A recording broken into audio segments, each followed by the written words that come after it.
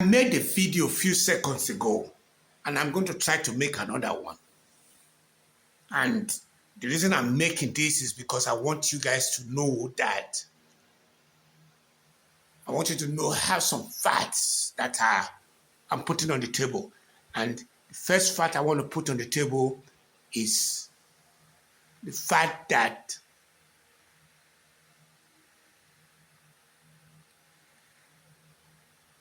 a lot of the people that don't go to school, it's not because they are not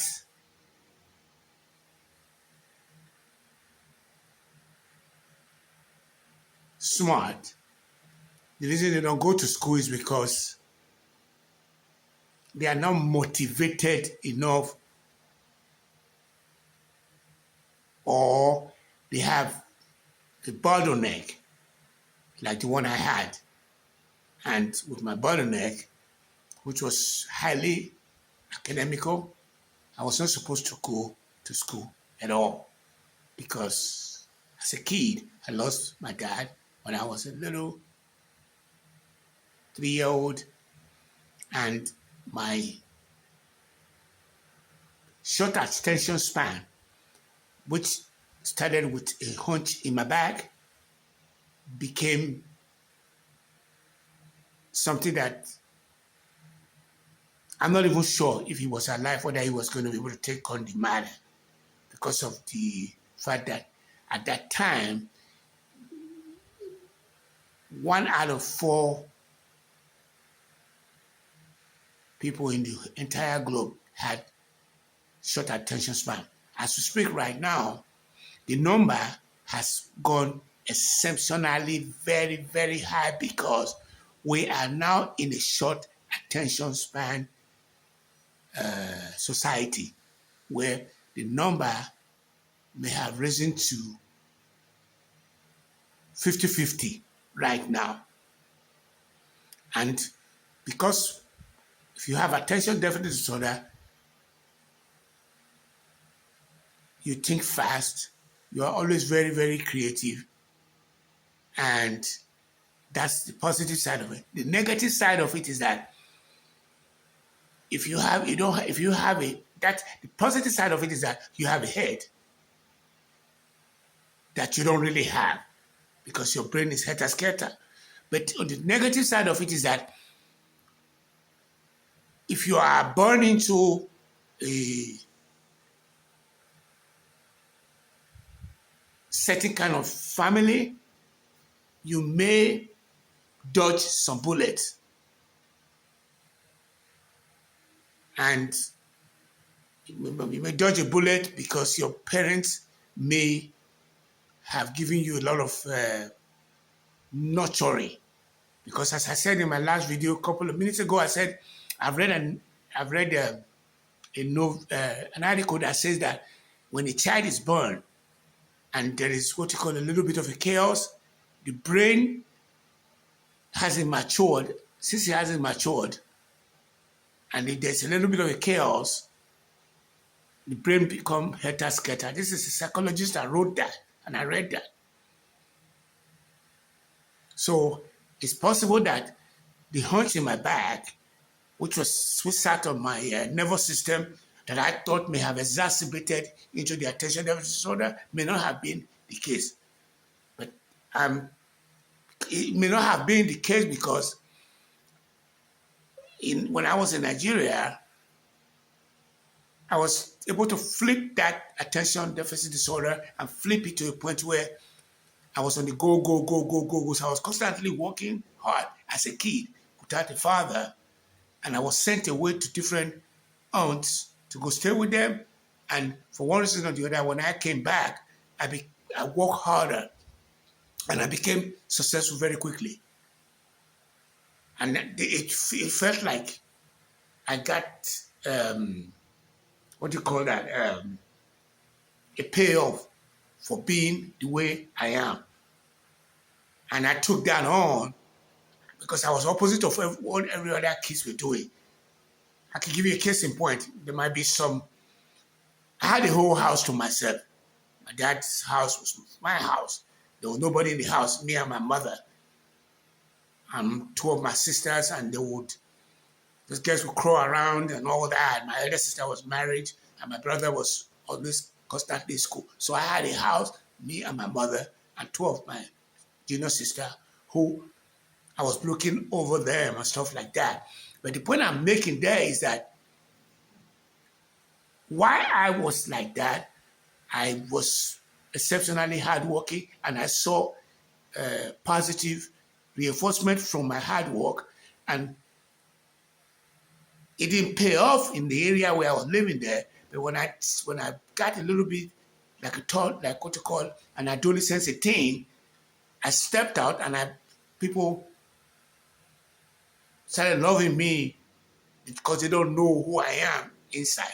They know the person they met, they fell in love with it because I was almost like a little bit boisterous.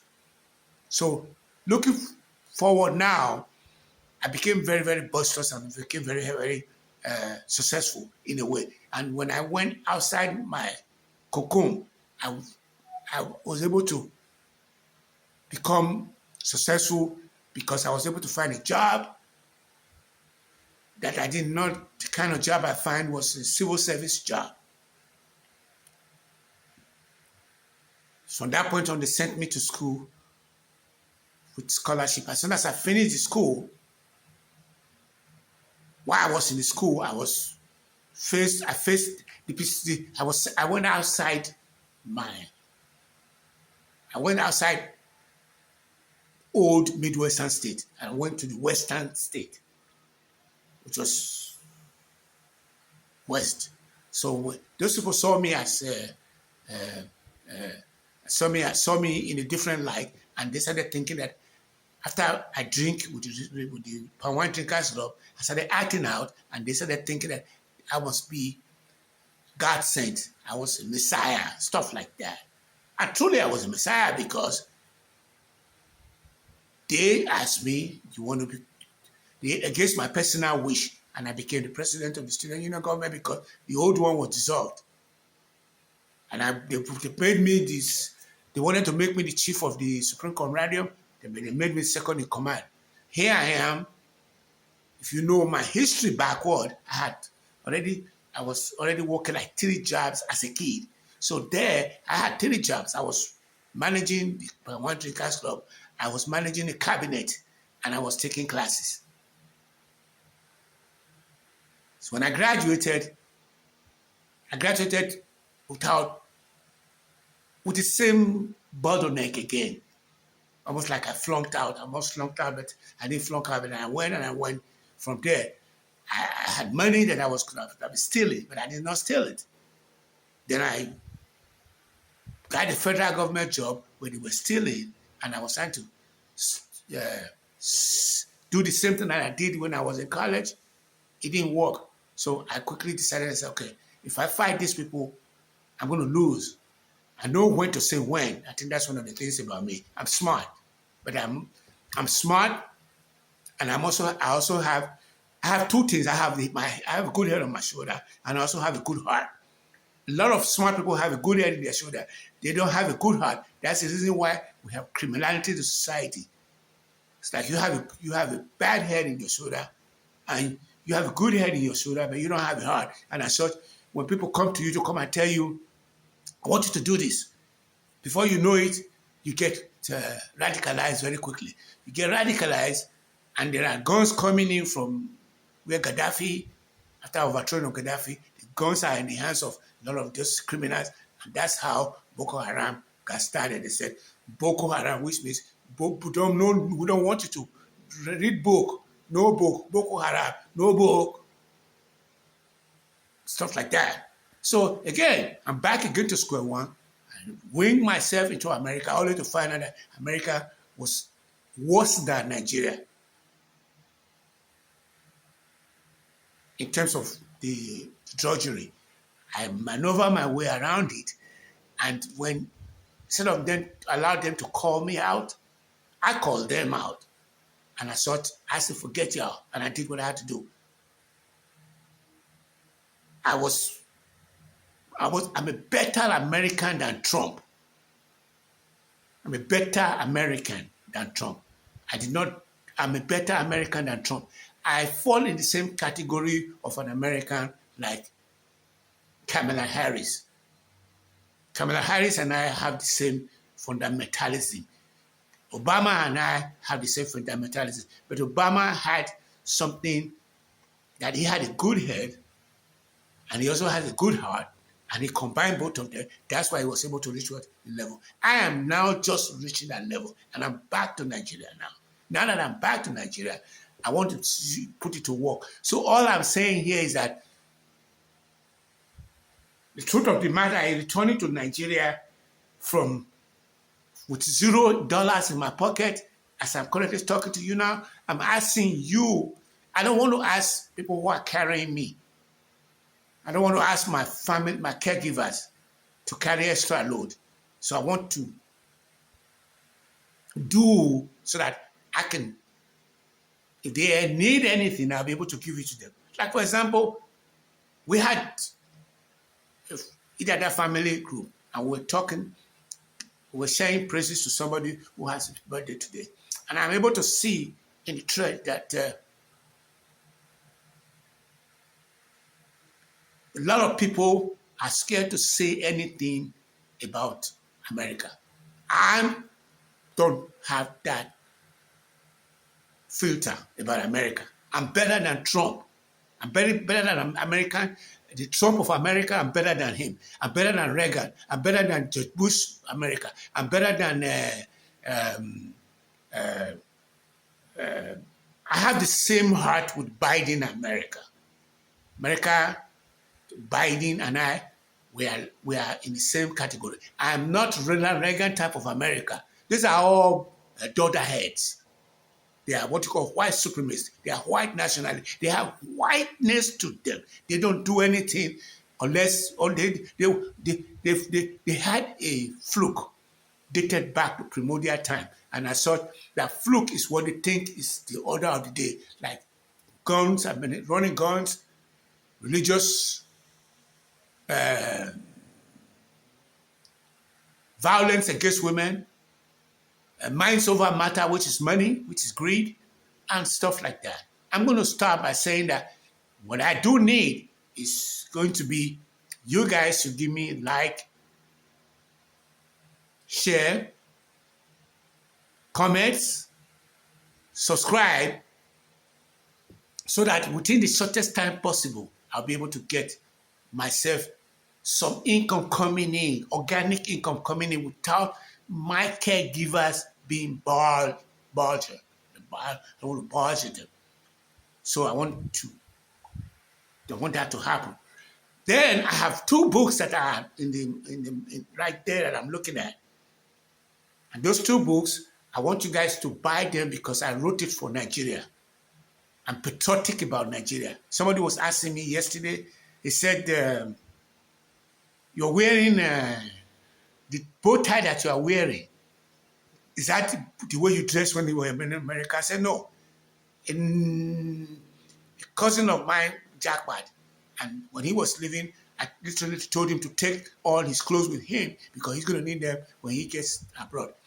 He did not take those clothes. He left his clothes here.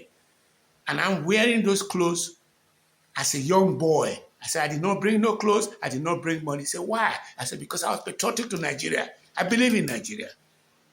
It's not Nigeria that I believe in. It's just that I believe in fairness. I believe in, I eat right. I exercise. I believe that we should be fair in our dealings with humanity. Nothing against white people. You understand what I'm saying? Nothing against men who like women. But all I'm saying is that I didn't do that. I have no children and all that.